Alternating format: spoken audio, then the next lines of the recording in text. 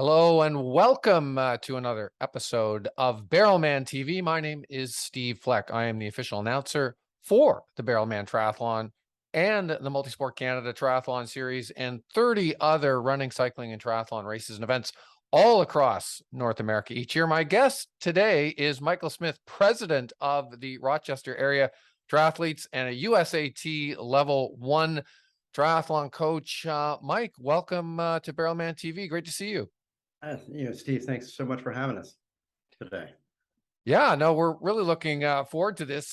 We've had great support from Western New York for the Barrelman, Mike. So looking to get into this a bit with you. Why don't we start right there? The Rochester area triathletes, aka the Rats, has been around for a while. It's one of the oldest triathlon clubs in all of the U.S. and North America. Give us a bit of the brief history on the Rats, Mike. Sure. So originally it started with a couple of guys, Dick Master and Dennis Moriarty in 1982 is when they just started having random workouts. They were both cycling coaches and some track guys. And eventually they just started to recruit people in. They'd been out to San Diego. They'd seen what was going on in that scene, brought it here into this area. And lo and behold, they started a club out of it.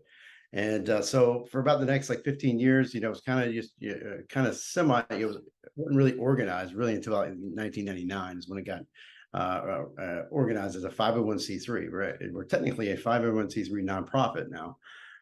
So we're incorporated. And what happened is when the boom of the sport took over, these workouts started, as 5-10 people started becoming 30-40 out there, and it just kind of took off.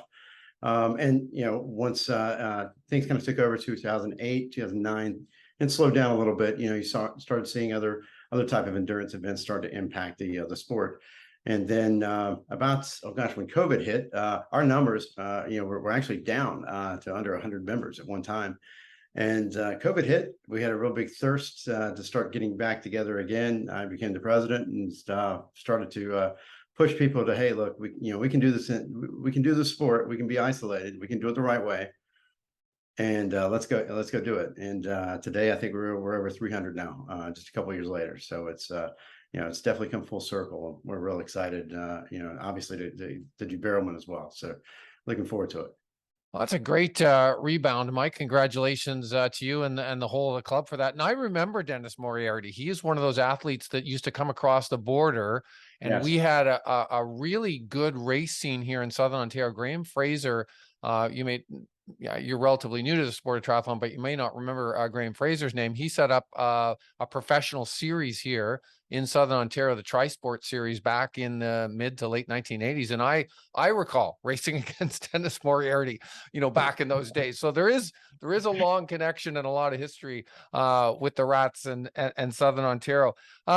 What makes Rochester such a great area for training? I often drive along the interstate there, and I see, the cutoff to Rochester, and the terrain around your area just looks like fantastic for cycling, among other things.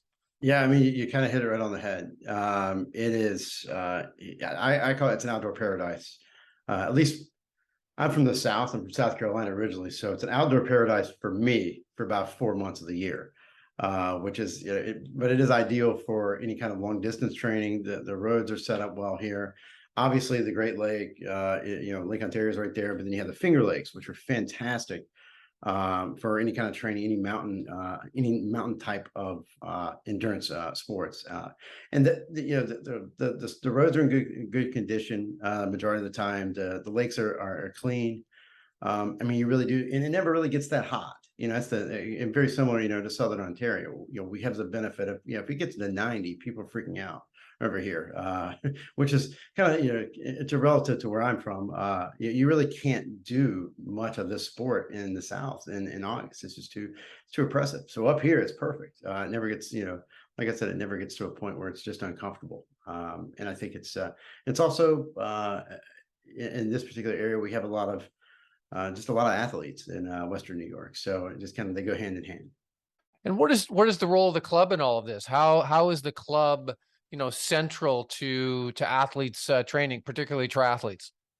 So, the basis of our club, I look at our club as we're a community. We're kind of a hub and spoke. It's this the way kind of my intent was when I became the president was to really help beginner athletes. The ones who are just they see a triathlon, they see a swim or a cycling event, and they kind of get a little bit, they're a little freaked out by it because it is a little bit intimidating.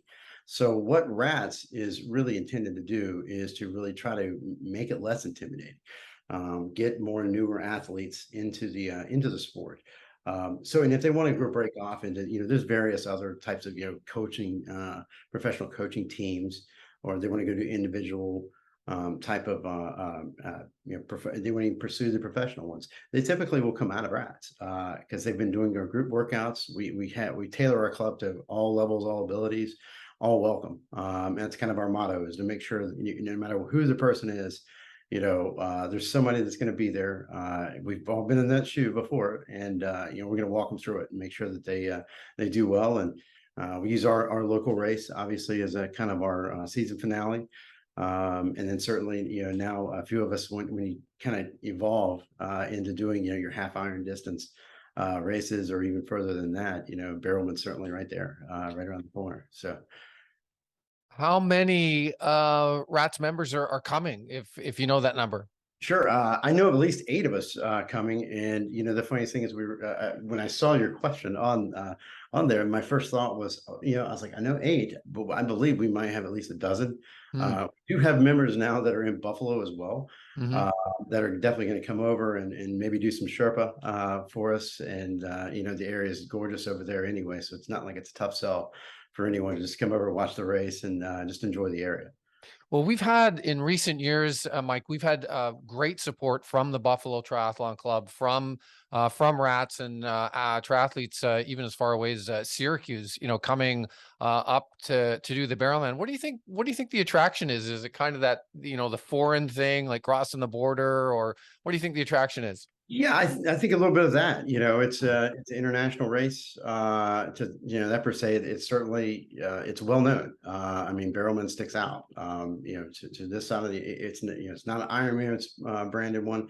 It's a local Canada race, but it has a really big following. When I first got into the sport, it's about 7 years ago. There was like a few races that I had on my list, and one of my friends who's coming with me to do this race, she's the one who said, you need to put Barrowman on. He said it's one of the best races you'll ever see. And so that's it's been on my list, but it's certainly a well-known race over here. Area's awesome. Niagara Falls itself is, it's pretty much one of the most beautiful things I think most of us have ever seen. So being able to do a race and do things we love and on that environment, it's not a hard sell. I think you just gave credence to that age-old marketing strategy that word of mouth is always the best form of marketing. When someone tells you to do something, you tend to do it. How personally is your training been going this year as you ramp up for the Barrelman? We got 3 weeks to go now. Sure.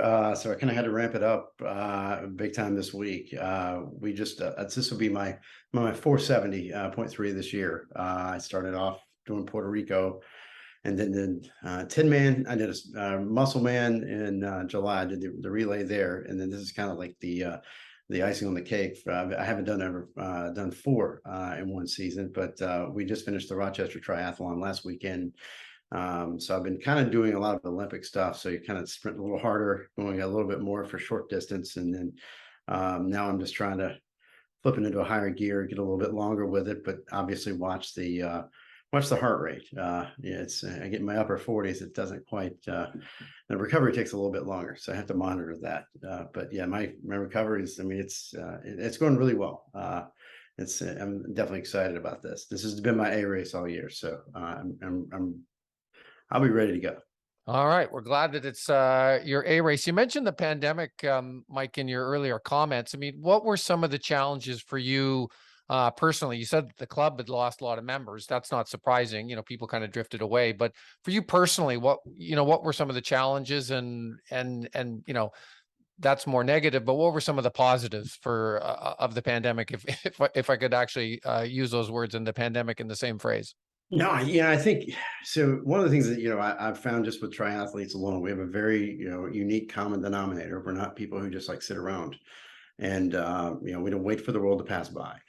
And I think majority of us, at least in our area, and I'm sure the same thing. I mean, the border cross, when they closed the border, that hurt because a lot of us do go back and forth and utilize our beautiful areas where we live. But one of our challenges was, getting people over the fear of being around each other to some degree. And so what we did was we took the New York State laws they put in place once we were able to, I think it was like June the 29th, 2020 is when they finally said, okay, people can actually gather to some degree. So we took the athletic guides that they put out there, but we had people, our racks, there was no racks. Anybody was in the park, we had, they had to wear masks, but your rack was your car. So, and we all made sure people were parking like a couple of spaces apart. And three of us went out and just did a workout and just did a video of it just to show people kind of what it would look like. And lo and behold, people started coming back out again. Next thing you know, we're taking over the entire parking lot. We had some folks get a little nervous about it, but I think the appetite was there. I think people were tired of being secluded, and training in a basement, that gets old. So you still want to be around. People like to train with people to some degree, and once it started going, it's tripled since then. So we're excited. That's great to see. MultiSport Canada, who are the principal organizers behind the scenes. John Salt is the founder of Barrelman, but MultiSport Canada, also a company that John Salt founded many years ago. They're the principal organizers behind the scene. They put on one of the very first endurance sports races in all of Canada in the comeback last year, the Barrie Triathlon. It was almost a year ago, a couple of weeks ago. And there was all, just like you were talking about, there was all these protocols in place and restrictions and whatnot. I mean, we were, to stay away from the politics of it all. I mean, we were a bit more cautious and conservative, as I think in Canada about all this, and that's fine. I don't want to sort of get into that, but I know, I don't work for MultiSport Canada. I'm a contractor. And I do their announcing and stuff like this, but they learned a lot from that. There was a lot of things that they learned that, things that, we might do things a little bit differently in the future, and make the races in some cases better. So there was something that was, a positive, at least to take away from that, from those trying times that we'd come through and move forward. But I think we're past the worst of that now, and I know everyone's looking forward to the Barrelman, and we look like we're on record pace for numbers. So that's a good news. Speaking of the race, any big goals for the race, Mike? You mentioned it may be your race of the year. Sub 5. Sub 5. Okay, there it is. That's it. I've done. I seem to be coming in like that 5:15, 5:30s in these 70s, and it'd be nice to just see a 4 on there one time. So that's been the goal, and the bike sets up well. That seems to be. I like the bike. So if I can hit that 2:15, 2:20 that time frame, usually I should hopefully make a run for it. So hopefully we'll have enough extra in the tank for that last couple of miles. So that's kind of been my goal all year.